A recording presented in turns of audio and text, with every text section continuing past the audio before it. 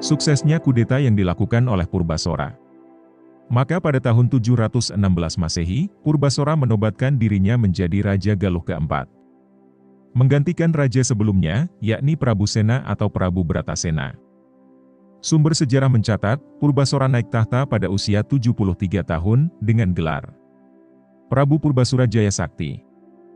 Namun di sisi lain, Sanjaya putra dari Prabu Sena dan keluarga dari Kalingga, merasa sakit hati atas peristiwa penggulingan ayahnya di Galuh. Sehingga Sanjaya segera mempersiapkan pembalasan. Disebutkan, pada masa terusirnya Prabu Sena dari Galuh, kala itu usia Sanjaya masih berumur 33 tahun.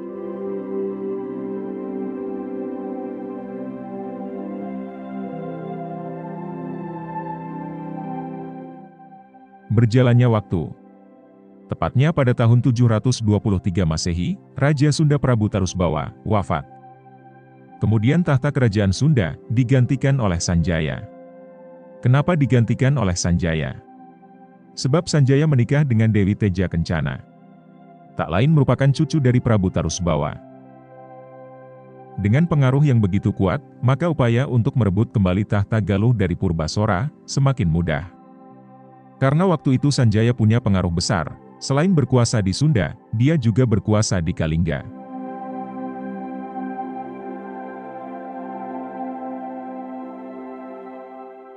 Masih pada tahun 723 Masehi. Dengan secara diam-diam, Sanjaya telah menggalang diplomasi dengan kekuatan lainnya. Pertama yang dilakukan adalah dengan cara menghimpun kekuatan dan membuka jalur diplomatik dengan pihak-pihak yang dianggap berpengaruh terhadap Galuh. Pertama Sanjaya pergi menemui uanya, yakni Resi Guru Jantaka. Sanjaya meminta agar Resi Guru mau menjadi penengah dan bertindak sebagai pelaksana keadilan. Permintaan ini menjadikan Resi Guru Jantaka berada pada posisi yang sulit, karena putranya, yakni Arya Bimaraksa atau Balagantrang ada di pihak Purbasora. Di lain pihak, Jantaka mengetahui bahwa Sanjaya adalah pewaris yang sah dari Mandi Minyak.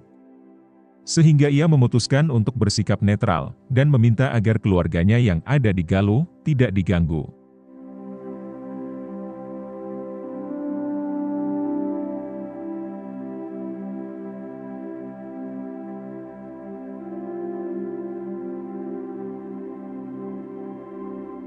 Tibalah saatnya, Sanjaya mengirimkan pasukan Sunda ke Gunung Sawal yang mana dijadikan markas prajurit untuk menyerang Galuh.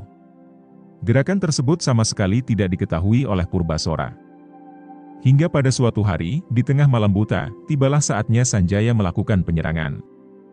Ketika penyerangan dilakukan, Galuh sedang dalam keadaan terlelap, serangan itu pun tidak terdeteksi sebelumnya. Dengan angkatan bersenjata yang terlatih, maka Sanjaya berhasil masuk ke keraton Galuh, dan Prabu Purbasora pun tewas di tangan Sanjaya.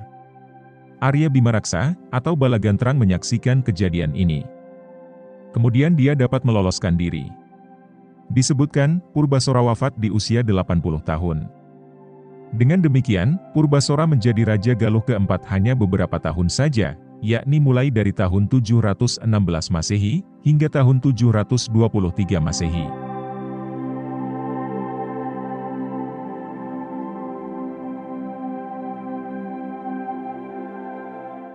Sepeninggalnya Purbasora, Sanjaya tidak langsung memerintah kerajaan Galuh.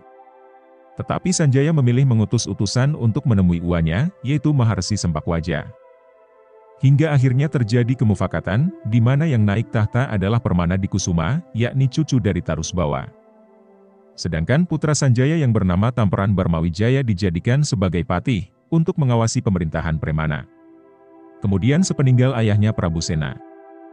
Pada waktu itu Sanjaya menggantikan ayahnya di Kalingga. Pada saat Sanjaya berkuasa di Kalingga, Kerajaan Kalingga berganti nama menjadi Medang Mataram atau cikal bakal dari berdirinya Kerajaan Mataram. Sanjaya adalah Raken Jamri atau Prabu Haris Dharma. Dia berkuasa di 3 kerajaan, yakni Sunda, Galuh, dan Kalingga.